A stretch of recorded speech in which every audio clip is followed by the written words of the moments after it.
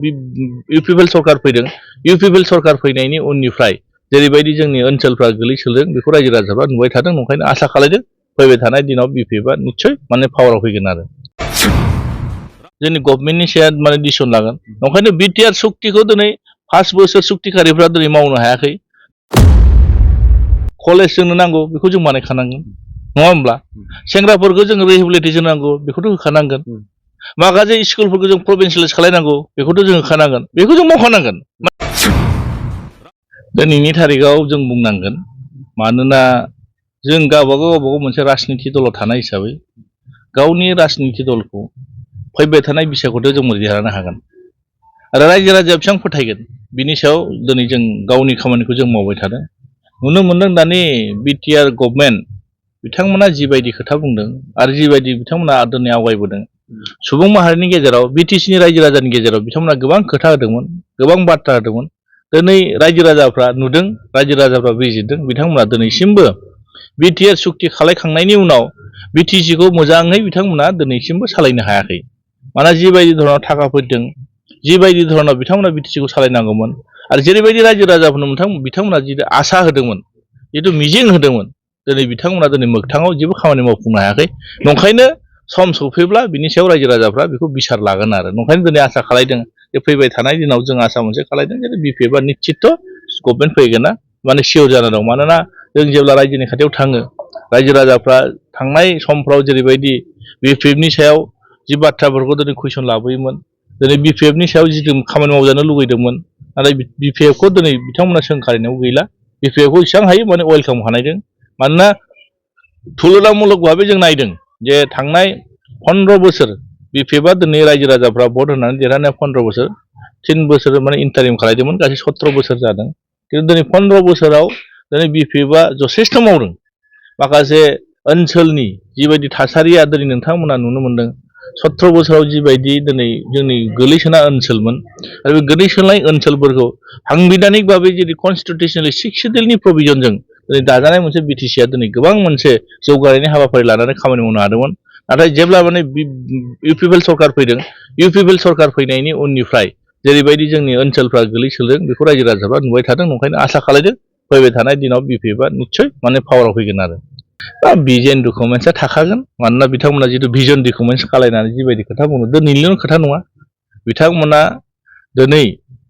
जेब्ला सुक्ति खालामना फैनाय लोगो लोगो गोबां खोथा बुंदोंमोन माखासे एकर्डफोरखौ इमप्लिमेन्टेसन खालामगोन होनना बुंदोंमोन बिथांमोना भिजन थानाया मोजां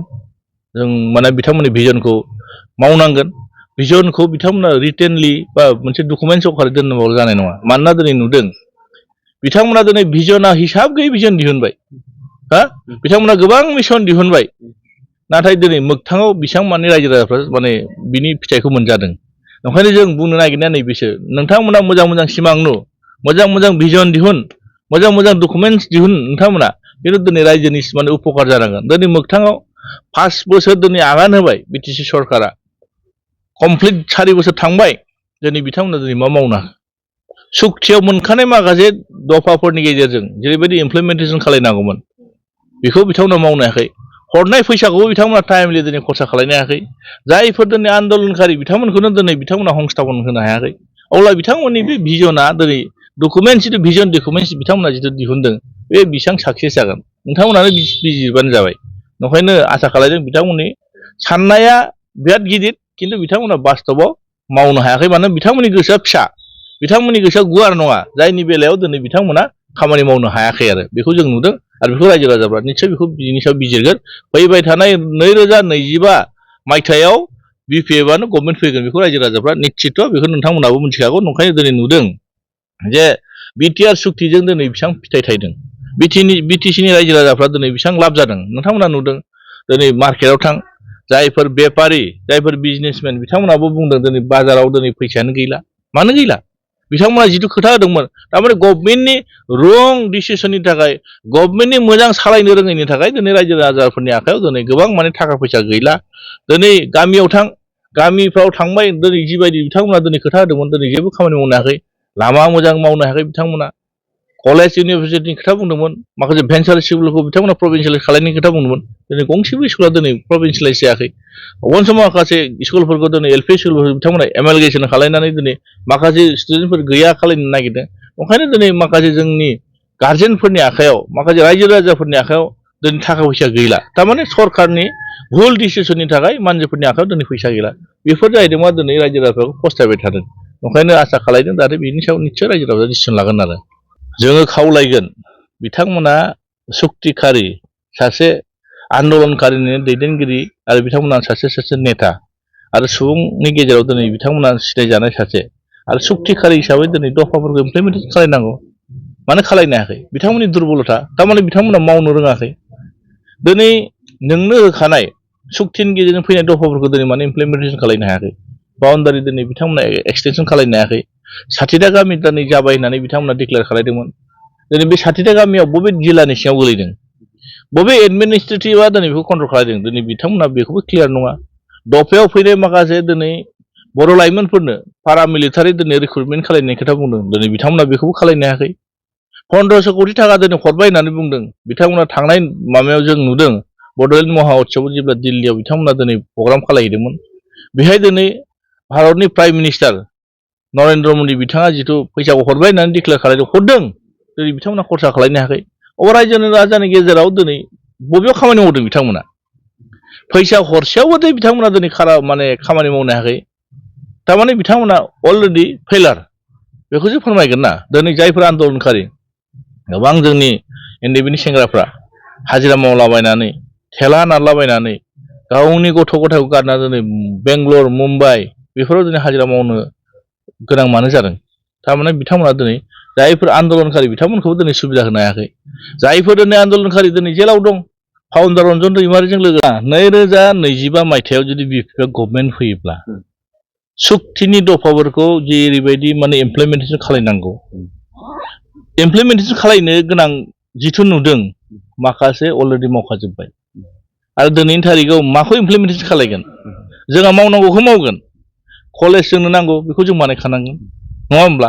सेंग्राफोरखौ जों रिहेबिलिटेसन नांगौ बेखौथ' होखानांगोन माखासे स्कुलफोरखौ जों प्रभिन्सियेलाइज खालामनांगौ बेखौथ' जों होखानांगोन बेखौ जों मावखानांगोन माने बे सरकारनि दायित्व नङा होमब्ला आरो दिनै बाउन्डारि एक्सटेनसननि खोथायाव दिनै जोङो जायहा दिनै मावनो गोनां बेखौ जोङो सिन्था खालामगोन जोंनि गभर्नमेन्टनि सायाव माने डिसिसन लागोन ओंखायनो बिटिआर सुक्तिखौ दिनै 5 बोसोर सुक्तिकारिफ्रा दिनै मावनो हायाखै दिनै बिपिएफआ रायजो राजाफ्रा जुदि दायित्व होयोब्ला बिपिएफआ निस्सय बेखौ जों मोजां डिसिसन लानानै सरकारा मोजां हाबाफारि लानानै जों आवगायलांगोन आरो बे खुनु डाउट गैया मानोना दिनैनि थारिखआव जों मा लुगैदों बिटिसि ओनसोलनि माखासे अधिकार हांबिधानिक अधिकार जों लुगैदों नङा होमब्ला जों दिनै हांबिधानिक अधिकार लुगैदों थांना थानो लुगैदों जोङो बुहुमाव जेरै माखासे हारि माहारिफ्रा जेरैबायदि जौगानाय सुबुंफ्रा जिबायदि आवगायलांनो नागिरदों जोंबो हांबिधानिकबाबो अधिकार लानानै दिनै जौगालांनो नागिरदों ओंखायनो दिनै बिनि सायाव खुनु डाउट लानो नाङा ओंखायनो बिपिएफआ दिनै राजनितिक मोनसे हानजा दिनै सुक्तिकारिफ्रा बेखौ इमप्लिमेन्टेसन खालामगोन जों गभर्नमेन्ट फैयोब्ला पावाराव फैयोबा बिथांमोनखौ फुललि सापर्ट खालामगोन मानोना दिनै बिपिएफआ दिनै सुक्तिकारि नङा जाय सुक्तिकारि दिनै बिथांमोना इमप्लिमेन्टेसन खालामनांगोन कमिसन दं बिथांमोनखौ कमिसननि जुगेदि माखासे गामि दानख'नाय माखासे गामि एक्सटेनसन खालामनाय बेखौ जोंनि सरकारा सापर्ट खालामगोन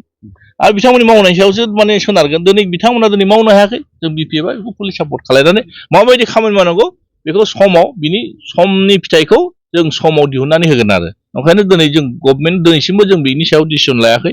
पावाराव फैग्रोनो पावाराव फैखांनायनि उनाव बेखौ जों माबायदिहै दिनै माने सुक्तिफोरनि सायाव इमप्लिमेन्टेसन खालामनानै जों मोजांखौ गनायगोन जों गाज्रिखौलाय मानो गनायनो जोङो बिटिसिनि सिङाव थानाय जायफोर बर'जों लोगोसे हारि माहारिफोरनि जुदि हांबिधानिक अधिकार जों बेखौ होखानांगोन आरो दिनै बिटिसिनि बाहेरायाव थानाय दिनै गोबां माने बर' सुबुंफ्रा दिनै आन्दलन खालामदों गोबां दिनै बिथांमोना मुंख्लं जादों बिनि गेजेराव जों बेखौनो खावलायगोन जितु बर' कसारि वेलफेयार जितु अट'नमास दिनै होदों बेखौ हांबिधानिक खालामनांगोन राजनितिक भाबै जों बेखौ जुजिनांगोन मानोना दिनै गुबुनाव थानाय बिटिसिनि बाहेरायाव थानाय बर' सुबुंफ्राबो गावनि राव गावनि माने हारिनि हारिमु गावनि अधिकारखौ लानानै बिथांमोनाव थांना थानो लुगैयो बेखौ हांबिधानिक जों खालामना होनांगोन ओंखायनो जोङो बेखौ बिपिएफनि साफ्रोमबो दैदेनगिरिफ्रा